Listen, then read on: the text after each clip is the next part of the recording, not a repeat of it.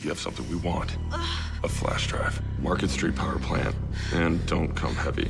If I see a piece, your daughter's gonna go right off the roof.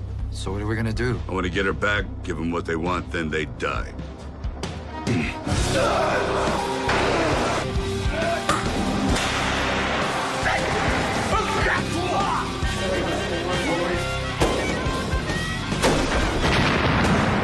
It's escapism.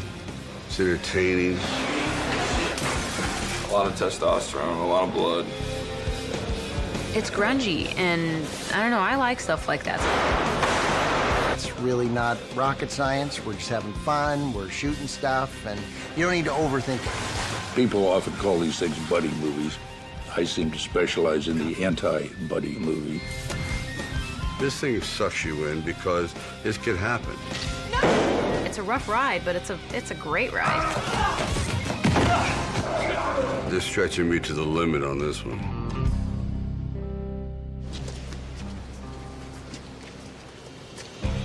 Jimmy Bobo is pretty simple. He's very at peace with himself, you know. He believes he takes out the trash. He removes those hard-to-get-at stains in society. He plays by a certain rule, and he has a very interesting code of honor. No women, no children. Don't trust anybody. As soon as I take Morel down, I'm coming back for you. Taylor basically represents, you know, like the new generation. The phone guy. His eyes are always stuck on, you know, technology, on his BlackBerry. You know, his brain is attached to, you know, the internet. I think Jimmy Bobo is closing in on how to work a toaster. I can't let you go on. It's a fucking killing spree. You know, some of Sly's methods in this particular movie are certainly a lot more vicious and gory than Sung's would be. You don't just kill a guy like that! I just did. It's very, very dry humor, which I really like. But I like your spirit, that samurai thing. It's nice. There's the old line about, you know, the jokes are funny, but the bullets are real. You're taking the audience and you're introducing a rather serious subject, and then you lighten it up. And then when they least expect it, you must then reconvince them of the jeopardy of your narrative.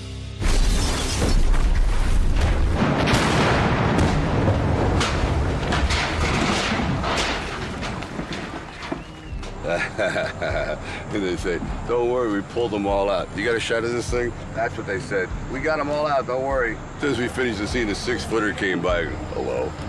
I go, yeah. There's always one that hangs out till the end. Look at that thing, it's like a submarine.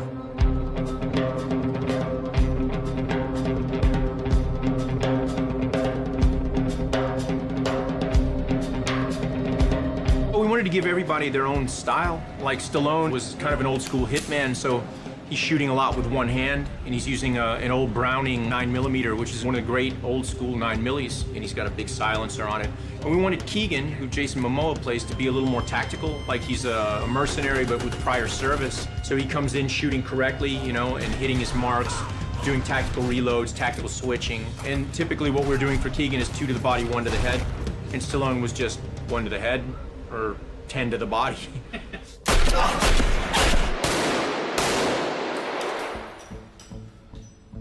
The action has to be at a level that does strike a certain kind of realism, or else it means nothing. And what works in real life and what works in the movies are always 2 different things. Yeah, we're gonna shoot a guy in the head through a window. It's gonna be crazy. Action! I know, I've heard the speech. We should have taken him in. If he went out and you just take out an anonymous person for a fee, you're a scum. Keegan's a shark, you know? I mean, he's really not doing it for money. He absolutely enjoys his job a little more than he should. Jason Momoa, physically a man among men, I think we could certainly say. But he's a good actor, and he's a serious fellow. He approaches his craft with serious intent. He's like a sponge that absorbs everything you give him. Whether it's a gun, whether it's a sword, an axe, he rises to the occasion for sure. When you surround yourself with younger, aggressive actors, they're going to be making their bones, so they're going to push and push and push. You You don't want to fall back on these old tricks and looks like, you know, yesterday's news. He's ripped. He's more ripped than Conan. He's great, man. I'm like, you're 65. How do you look like that? When Sly Stallone comes into a room, you definitely can't mistake him for anybody else. You know, it's kind of one of those things where I pinch myself every day coming to work, and it's like I'm working with Sylvester Stallone, and he plays my dad. I mean, he is a huge presence and very powerful, and he's like a piece of rock. He's American as apple pie.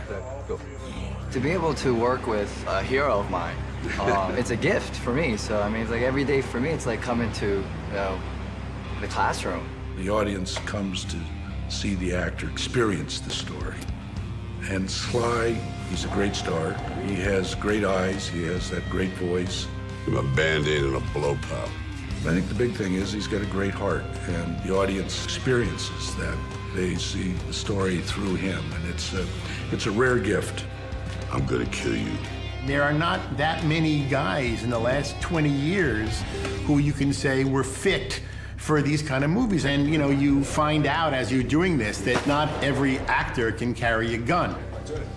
You know, you need to figure out, you know, what is the audience going to buy? And he's got that thing that people identify through him, the character's aspirations, and somehow kind of, in their secret life, their own aspirations, to sort things out in a simple way. Okay, wait. What do you want? The tall guy that killed Lewis. Tall guy, yeah, it's Keegan. Come on.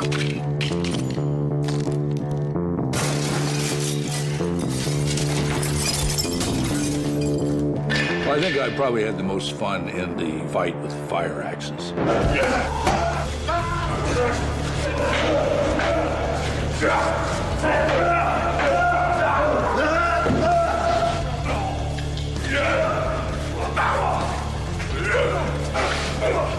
Action films, when done well, it's hard work.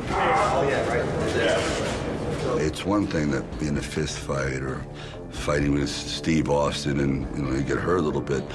But when you add the element of an axe and an extended piece of wood, things happen. It's 3.5 feet longer than your reach, and the perception is always different. I'm just coming off of Conan, and what I can do with the sword, you can only imagine what I can do with an axe. I chose that the action sequences are tough sequences that are somewhat harrowing on the audience as well as our characters. When I walked into the set, I said, come on, Walter. That's why I threw in the lines. I said, what are we, fucking Vikings? You know, because it's so over the top. We just happen to have fire axes there. But that provides an interesting visual, whereas normally if it was just a fist fight or a shootout, you go, oh, seen that, been there. It's Rocky versus Conan. It's gonna be phenomenal.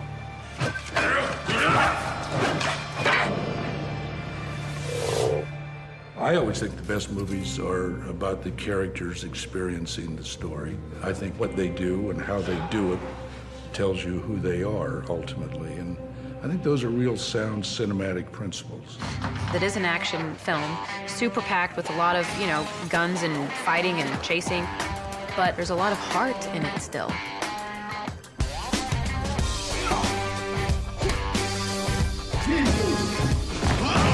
You try to take me out, you hurt my friend, you pay the price. It has the action stuff, it has the comedic stuff.